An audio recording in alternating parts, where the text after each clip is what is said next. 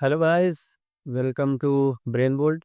आज हम शुरू करने वाले हैं एक सीरीज़ जो कि बेसिकली कवर करेगी आपके सी प्रोग्रामिंग लैंग्वेज को बिल्कुल स्क्रैच से। और हम जाएंगे मास्टर लेवल तक।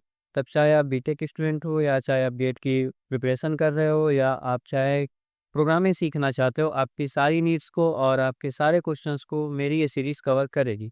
ओके, तो लेट्स स्टार्ट। तो आज का हमारा एजेंडा क्या होगा, मतलब कि आज हम कौन कौन सी चीज़ें कवर करेंगे। उसमें उसमें पहली चीज़ होगी हमारी कि लैंग्वेज क्या होती है। उसके बाद कंप्यूटर लैंग्वेज क्या होती है, types of computer languages, programming language क्या होती है, फिर properties of good programming languages क्या होती हैं, फिर प्रोग्रामर कौन होता है, यूज़र कौन होता है, और एक बहुत छोटा सा टॉपिक लेकिन बहुत इंपॉर्टेंट रोल प्ले करता है, उसे कहते हैं मशीन डिपेंडेंसीज। सो हम इस लेक्चर को as a lecture zero consider करेंगे क्योंकि हम इसमें वो सारी बेसिक चीज़ें देखेंगे जो कोई भी प्रोग्रामिंग लैंग्वेज सीखने से पहले आपको आनी चाहिए। ओके, तो अगर मैं आपसे एक बेसिक सा सवाल पूछूं कि आखिर लैंग्वेज क्या होती है, तो आपका जवाब ये हुआ कि भैया लैंग्वेज एक बस मीडियम है जिसके थ्रू हम एक दूसरे से बातचीत करते हैं। हम बताते हैं, हम उन्हें बता पाते हैं कि हम क्या सोच रहे हैं, हम क्या चाहते हैं, या उनकी चीज़ों को हम समझ पाते हैं। लेकिन क्या बस लैंग्वेज ही होना काफ़ी है? ये मेरा बेसिक सा सवाल है कि क्या बस लैंग्वेज होने से ही हम एक दूसरे से बातचीत कर सकते हैं? फॉर एग्ज़ाम्पल समझो, जैसे मेरा रूममेट है वो उड़ीसा का है। जब वो अपने घर पे बात करता है तो वो एक अलग ही लैंग्वेज में बात करता है। वो लैंग्वेज हमें समझ नहीं आती, लेकिन उनके घर वालों को या वो जिससे बात कर रहा होता है उन्हें वो लैंग्वेज समझ आती है।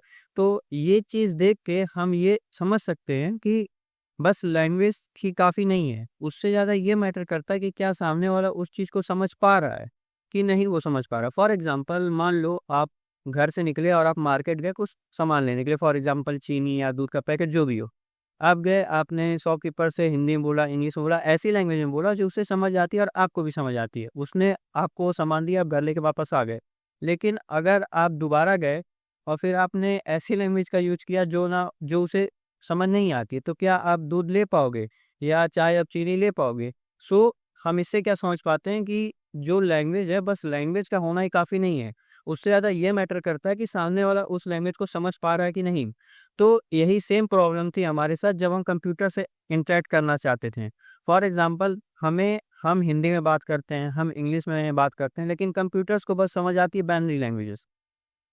तो जब हम कंप्यूटर से इंटरैक्ट करना चाहते भी थे, हम नहीं कर पाते थे क्योंकि कंप्यूटर हमारी लैंग्वेज को समझता नहीं था। इसके लिए सिनेरियो में आई कंप्यूटर लैंग्वेज। अब कंप्यूटर लैंग्वेज क्या थी? ये एक मीडियम था जिसके थ्रू हम कंप्यूटर से कम्युनिकेट कर सकते थे। हम कंप्यूटर को समझा सकते थे, हम कंप्यूटर में कोई प्रोग्राम लिख सकते थे या कंप्यूटर से कुछ पूछ सकते थे। एक तरीके से ये एक मीडियम था जिसके थ्रू अब हम कंप्यूटर से बातचीत कर सकते थे। सेकंड, एक ब सॉरी, एक बेसिक सा क्वेश्चन आता है कि आखिर हम कंप्यूटर से बातचीत कर क्यों रहे हैं? फॉर एग्ज़ाम्पल मैं आपसे बातचीत कर रहा हूँ क्योंकि मैं आपको पढ़ाना चाहता हूँ। आप मुझसे कोई डाउट सेशन पूछोगे या कुछ आपके डाउट्स होंगे तो आपका मोटिव होगा कि मैं आपके उन डाउट्स को क्लियर करूँ। लेकिन हम कंप्यूटर से क्यों बात करें? तो फॉर एग्ज़ाम्पल अगर मैं आपसे पूछता हूँ कि क्या आपको मल्टीप्लिकेशन आता है? आप कहोगे कि हाँ भैया हमें आता है। मैं कह रहा हूँ ठीक है, आप मुझको 2 इंटू 2 करके बताओ। आपने 2 इंटू 2 किया और मुझे 4 बता दिया। आप खुश, हम खुश। लेकिन अगर मैं आपसे कहूँ कि आप इस चीज़ को मल्टीप्लाई कर दो, मुझे बताओ।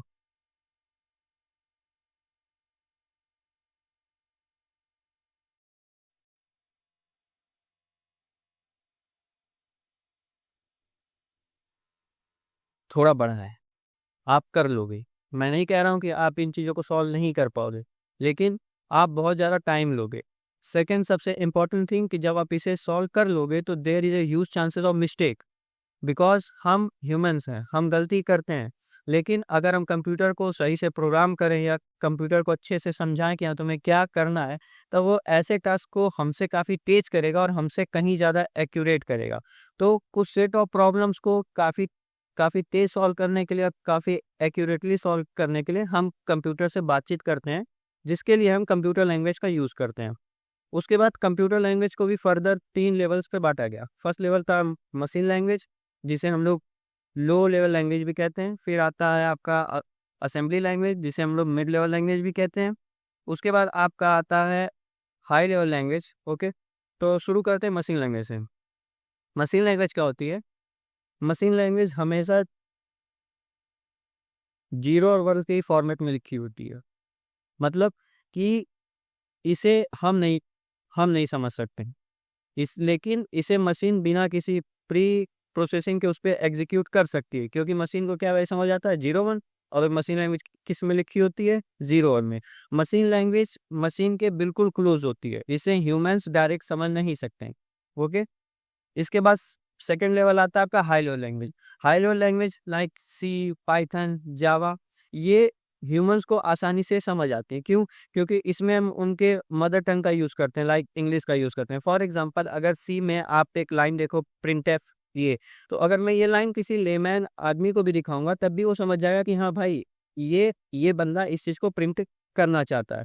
तो हम बेसिकली हाई लेवल लैंग्वेज का यूज़ करते हैं प्रोग्राम्स लिखने के लिए, कंप्यूटर को इंस्ट्रक्ट करने के लिए। ओके। उसके बाद थर्ड टाइप आता है assembly level language. Assembly level language को मिड लेवल लैंग्वेज कहते हैं। इसमें खाली क्या होता है कि जो हम हाई लेवल लैंग्वेज में कीवर्ड्स लिखे होते हैं, जैसे प्रिंटफ हुआ, आपका स्कैनफ हुआ, फॉर हुआ, इन सब चीज़ों को हम कंपाइल करके या इंटरप्रेट करके हम उन्हें एक शॉर्ट कोड्स में बदलते हैं, जिसे मेनोनिक्स कहते हैं। ठीक है। और ये जो असेंबली लैंग्वेज होती है वो थोड़ी मोड़ी अंडरस्टैंडेबल होती है मशीन के थ्रू भी, और उसे हम भी समझ सकते हैं अगर हमें थोड़ा मोड़ा प्रोग्रामिंग का नॉलेज हो। लेकिन इस लैंग्वेज को कोई लेमैन आदमी समझ नहीं पाएगा। फॉर एग्जांपल आपको मैं पूरा प्रोसेस बताता हूँ कि हाई लेवल लैंग्वेज से हम कैसे मशीन लेवल लैंग्वेज तक पहुँचते हैं। फॉर एग्जांपल मैंने कोड लिखा हाई लेवल लैंग्वेज में कि move the value A into B. आप अगर कोई लेमैन आदमी देखेगा तो वो समझ जाएगा कि हाँ भाई, ए की वैल्यू को बी में मूव करना है। लेकिन इसे डायरेक्ट मशीन समझ नहीं सकती। फिर इसके बाद हम इसके ऊपर कुछ ऑपरेशंस लगाएंगे, लाइक कंपाइलेशन, फिर इंटरप्रिटेशन, जो मैं आपको अभी थर्ड लेक्चर या फोर्थ लेक्चर में समझाऊंगा। बस आप ये कीवर्ड सुन लो, कंपाइलर, इंटरप्रीटर। इसके बाद जैसे हम मूव ए बी करना चाहते हैं तो ये डायरेक्ट सिस्टम नहीं कर सकता। सिस्टम को इससे पहले भी कुछ चीज़ें करनी पड़ेंगी, जैसे कि वो क्या करेगा कि पहले वो ए की वैल्यू को किसी रजिस्टर में सेव करेगा। फिर फिर आर वन की वैल्यू को बी में लोड करेगा। इस तरीके से ए की वैल्यू ओवरऑल बी में चली गई। मतलब हम जो हाई लेवल लैंग्वेज के कुछ कीवर्ड्स होते हैं उनको हम छोटी छोटी सब प्रॉब्लम्स में तोड़ते हैं, और एक हर सब प्रॉब्लम के लिए कीवर्ड का यूज करते हैं, जिसको मेनोनिक्स कहते हैं। ये जो फॉर्मेट होता है इसे हम लोग कहते हैं असेंबली लैंग्वेज। इसके बाद जो ये असेंबली लैंग्वेज होती है इसे हम असेंबलर के थ्रू पास करते हैं। असेंबलर अब क्या करता है, ये जो असेंबली लैंग्वेज की फाइल होती है इसे ये मशीन लेवल लैंग्वेज में चेंज करता है। मतलब ये हर एक मेनोनिक्स पार्ट के लिए एक पर्टिकुलर बाइनरी कोड का यूज़ करेगा, और ये बाइनरी कोड 0 0 1 1 0 किसी भी फॉर्मेट में होती हैं। और फिर ये फाइल जाती है आपके आपके प्रोसेसर के पास, और प्रोसेसर अब इस फाइल को बिना बिना किसी दिक्कत के आसानी से एग्जीक्यूट कर सकता है, और हमारा जो प्रोग्राम रहता है मूव एवी, वो फाइनली रन कर लेता है। ओके। यानी कि हाई लेवल लैंग्वेज ह्यूमंस के अंडरस्टैंडेबल होती है, ह्यूमंस उसमें कोड करते हैं। असेंबली लैंग्वेज जो कि एक तरीके से मिड लेवल लैंग्वेज है, जिसे हम कंपाइल करके या इंटरप्रेट करते हैं। जब हाई लेवल लैंग्वेज को तो असेंबली लैंग्वेज बनती है, उसमें हम मेनोनिक्स का यूज़ करते हैं। उसके बाद जब हम असेंबली लैंग्वेज को असेंबलर के थ्रू पास करते हैं तब वो लो लेवल लैंग्वेज बनती है, लाइक 0 1 1 0, जिसपे आसानी से कोई भी मशीन टास्क एग्जीक्यूट कर सकती है। ओके। इसमें बस इतना ही है, इसके आगे आपको डीप डाउन जाने की ज़रूरत नहीं है। अगर जाना भी होगा तब मैं आपको जब कैसे सी प्रोग्राम आखिरकार मशीन तक पहुंचा, जब मैं ये आपको समझाऊंगा तो ये सारी चीज़ें आपको वहाँ पे क्लियर हो जाएंगी। अभी मैं आपको ये बताने लगूंगा तो आप खत्म। उसके बाद ओवरऑल अगर देखें तो भाई सिंपल सा है, types of computer languages. Machine language the lowest level language using binary 0 and 1 directly understood by computer. फिर assembly language use short codes mnemonics instead of binary, requires an assembler to convert in machine code. Okay. फिर high level language human readable language like C, Python, Java, easier to write and understand, फलाना फलाना फलाना, आप ये देखेंगे।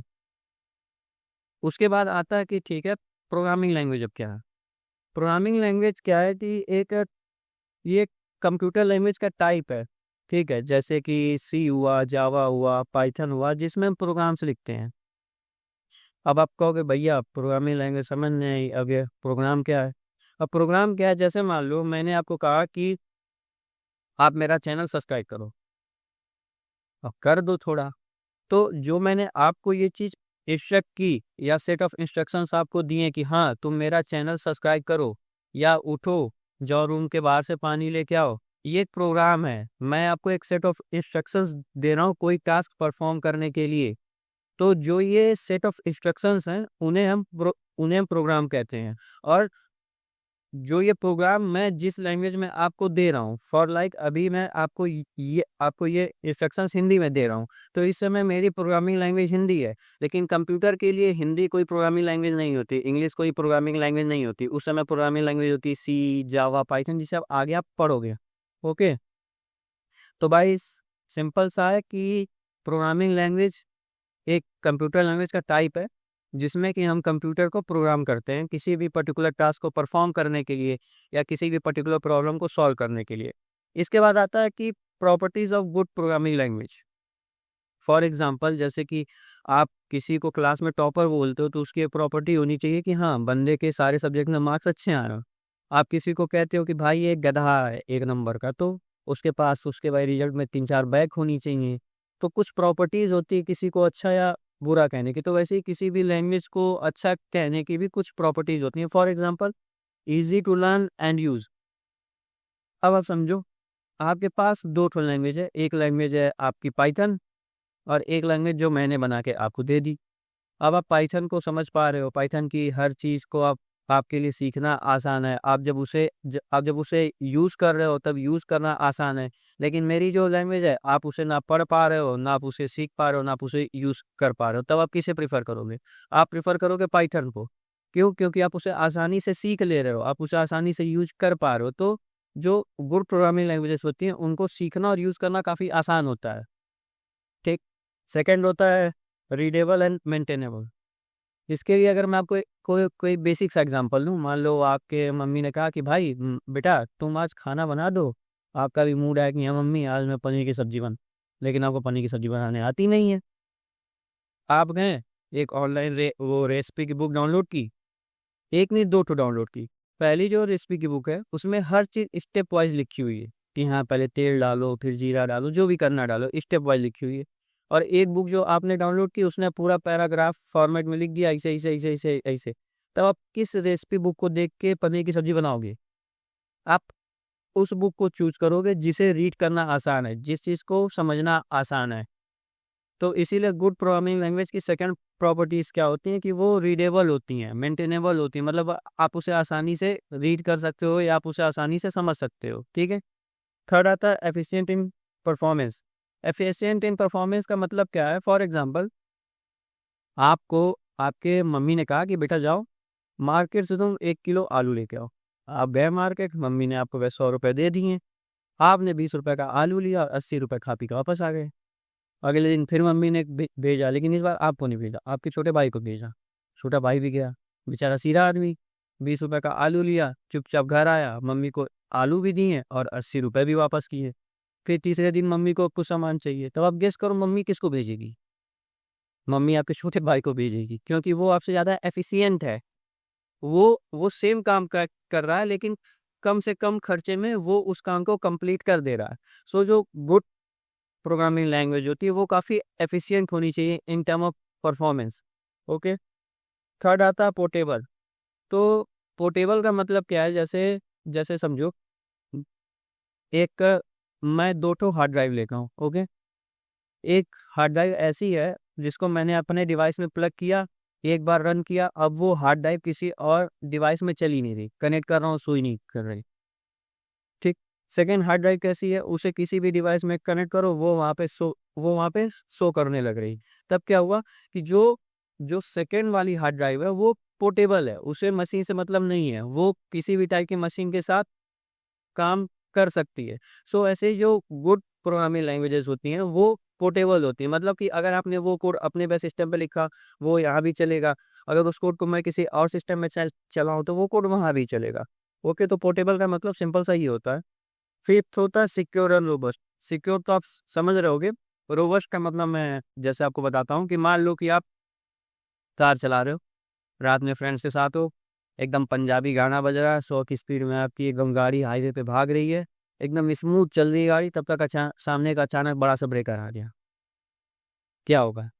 गाड़ी breaker पे कूदेगी, थोड़ी देर हिलेगी डुलेगी, फिर वो गाड़ी सीधी चलने लगेगी अपने स्पीड में।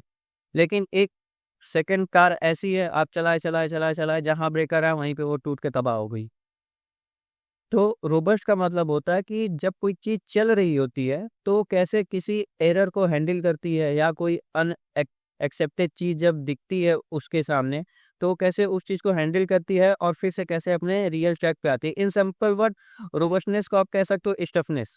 इन प्रोग्रामिंग लैंग्वेज, जैसे मैं आपको समझाता हूँ। आपने एक वेब पेज बनाया, लॉगिन पेज बनाया। लॉगिन पेज में एक सेक्शन आपने डाला डीओबी का। अब सामने वाला बंदा अनपढ़ आदमी, वो वही डीओवी में डाल दिया अपना नाम और उसने दबा दिया इंटर। तो अगर आपने एक लैंग्वेज यूज की है और ये सेम चीज बनाई है और उसके इंटर दबाते ही पूरी साइट क्रैश कर गई। क्यों? क्योंकि आपकी लैंग्वेज उतनी रोबस्ट नहीं है कि किसी और डेटा टाइप में कोई अगर और डेटा टाइप आ गया तो उसे वो संभाल सके। लेकिन सेकंड लैंग्वेज ऐसी है कि उसने इंटर दबाया तब वो कह रही कि भाई तू गलत है, तुझे डीओबी डालना है, नाम नहीं डालना है। तो वो लैंग्वेज पहली लैंग्वेज के मुकाबले ज़्यादा रोबस्ट है, मतलब वो ज़्यादा उससे स्टफ है। उससे पहले था सिक्योर। सिक्योर का मतलब क्या है कि मान लो आपने कोई एक प्रोजेक्ट बनाया, 3 साल लगाए, और कोई बंदा आया, उस प्रोजेक्ट में घुसा, आपके पूरे प्रोजेक्ट को तबाह करके चला गया। तो ऐसी लैंग्वेज हमें नहीं चाहिए, हमें एक सिक्योर लैंग्वेज चाहिए जिसमें कि अनऑथराइज एक्सेस ना हो पाए। ठीक है? तो जो गुड प्रोग्रामिंग लैंग्वेजेस होती हैं वो सिक्योर होती हैं, और जब कोई एरर या कुछ अनएक्सपेक्टेड चीज़ें आती हैं तब उसे आसानी से हैंडल कर लेती है, जिसे हम रोबस्टनेस कहते हैं। ठीक है? उसके बाद आता है सपोर्ट मॉड्युलैरिटी। आप पहले समझो कि ये मॉड्युलैरिटी कीवर्ड क्या है। मॉड्युलैरिटी कीवर्ड का मतलब क्या होता है कि मान लो मैंने मैंने एक प्रोग्राम लिखा। फॉर एग्जांपल ये मेरा मेन प्रोग्राम है। ठीक। अब इसमें क्या है कि मुझे 10 पेयर है नंबर्स के। 10 पेयर है नंबर्स के, मान लो 2 3 4 3 5 3 6 3 7 3 कुछ भी है, और मुझे हर एक पेयर का सम प्रिंट करना। तब भाई मेरे पास एक क्या तरीका है कि हम हर पेयर के लिए ए कोड लिखे लिखे लिखे लिखे लिखे और प्रिंट कर रहे हैं। सेकेंड तरीका क्या है कि हम एक छोटा सा फंक्शन बनाते हैं। एक छोटा सा फंक्शन बनाते हैं, ये फंक्शन आप समझ पा रहे हो, एक छोटा सा कोड लिखते हैं जिसमें हम ये नंबर भेजेंगे और वो हमें सम करके भेज देगा। समझे? फंक्शन, अभी ये समझने की कोशिश मत करो। फंक्शन एक सिंपल सा कि हम एक छोटा सा कोड कहीं लिख देते हैं और यहाँ से हम पेयर की वैल्यूज को भेजते हैं, वो वहाँ पे कुछ भी टिगड़िंग बिगड़िंग करेगा और मुझे सम करके भेज देगा। अब क्या होगा कि मुझे जो हर 10 पेयर थे या 50 पेयर थे या जितने भी पेयर थे, उसके लिए अलग अलग कोड नहीं लिखना होगा। हम बस एक सिंगल कोड से इन सारे पेयर्स को प्रोसेस कर सकते हैं और अपना डिजायर रिजल्ट गेन कर सकते हैं। इसी को कहते हैं मॉड्युलैरिटी। मतलब कि कोड्स को छोटे छोटे कोड्स में तोड़ना, कि हम किसी भी ब्लॉक ऑफ कोड को फिर से रीयूज कर सकें। ठीक। सेकेंड थिंग क्या होती है कि मान लो आपने ऐसे ही फंक्शन बनाया, सम का बनाया, मल्टीप्लिकेशन का बनाया, आपने डिवाइड का बनाया, 50 चीज़ों का बनाया, आपने कोई टास्क परफॉर्म किया। अब आप क्या देख रहे हो कि आप जब सम कर रहे हो तो रिजल्ट अच्छा आ रहा है, डिवाइड कर रहे हो रिजल्ट अच्छा आ रहा है, लेकिन जब सब्ट्रैक्ट कर रहे हो रिजल्ट गलत आ रहा है। तब क्या होगा? अब आप पूरा कोड चेक नहीं करने जाओगे कि हाँ भाई मुझसे गलती कहाँ हुई है। आप बस जाओगे सब्ट्रैक्ट वाले ब्लॉक में कि हाँ भाई तुम गलत काम कर रहे हो, मैं तुमको 2 वैल्यूज दे रहा हूँ, तो मुझे सही रिजल्ट नहीं दे रहे हो, लेट मी चेक यू। तो क्या होता है, जब कोड में मॉड्युलैरिटी होती है तो उसे डिबग करना भी आसान होता है।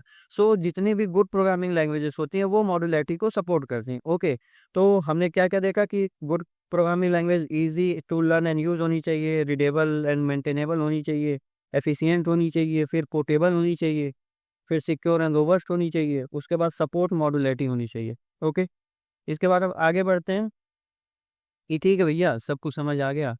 अब ये बेसिकली प्रोग्रामिंग क्या है? तो प्रोग्रामिंग जैसे समझो, मैंने आपको कुछ कहा कि हाँ जाओ तुम ये कर के आओ, तो मैंने तो आपको सेट ऑफ इंस्ट्रक्शंस दे दी है, आपको काम कर भी रहे हो या करोगे जो भी होगा। तो जो मैं आपको ये सेट ऑफ इंस्ट्रक्शंस दे रहा हूँ, तो मैं एक तरीके से आपको प्रोग्राम कर रहा हूँ कोई टास्क परफॉर्म करने के लिए। मैं आपको बता रहा हूँ कि हाँ भाई तुझे ये करना है, ऐसे ऐसे ऐसे ऐसे ऐसे कर। तो ये जो प्रोसेस है आपको आपको सेट ऑफ इंस्ट्रक्शंस देने का या आपको बताने का कि कोई काम कैसे करना है, इसी को ही प्रोग्रामिंग कहते हैं। ठीक है? तो जो हम ये इंस्ट्रक्शंस आपको देंगे इसे हम प्रोग्राम कहते हैं, जो मैं आपको पहले ही समझा चुका हूँ। तब आप सिंपली पढ़ सकते हो, programming is a process to writing instructions for a computer. Okay, फिर the instructions are card code और program code tells computer how to perform specific tasks or solve problems. फिर programming allow humans to communicate with computers. फिर it helps automate task and creating software apps and system. तो ये आप देख लेना, मैं आपको बस समझा दे रहा हूँ। मेरी पीपीटी बस आपको एक रेफरेंस है कि अगर आपको मान लो एग्जाम में कुछ लिखना है तब आप क्या वहाँ पे लिख के आ सकते हो। ओके, उसके बाद ठीक है भैया, प्रोग्रामिंग देख ली, प्रोग्रामिंग लैंग्वेज देख ली। फिर सेकंड क्वेश्चन आता है कि प्रोग्रामर कौन होता है। अब देखो, जैसे मैंने कोई चीज़ लिखी, तो मैं कंप्यूटर से मैंने कोई चीज़ उसे कहा कि भाई तुझे ये करना है, तो मैंने लैंग्वेज में उसे बताया होगा, पाइथन ने बोला होगा, सी ने बोला होगा, तो वो एक मेरी प्रोग्रामिंग लैंग्वेज हो गई। अब जो मैं उसे इंस्ट्रक्शंस दे रहा हूँ, सेट ऑफ इंस्ट्रक्शंस जो मैं उसे दे रहा हूँ, वो मेरा प्रोग्राम हो गया या वो मेरा कोड हो गया। और जो मैं उसे इंस्ट्रक्शंस दे रहा हूँ या जो मैं प्रोग्राम लिख रहा हूँ, इस प्रोसेस को हमने प्रोग्रामिंग कह दी। लेकिन ये सब चीज़ें जो आदमी कर रहा है, यानी मैं या कोई और, वो कौन है? वो है प्रोग्रामर। जो प्रोग्रामिंग लैंग्वेज का यूज कर रहा है, जो प्रोग्राम लिख रहा है, जो बता रहा है कि तुम्हें क्या करना है, ये है प्रोग्रामर। ओके, उसके बाद यूजर कौन होता है?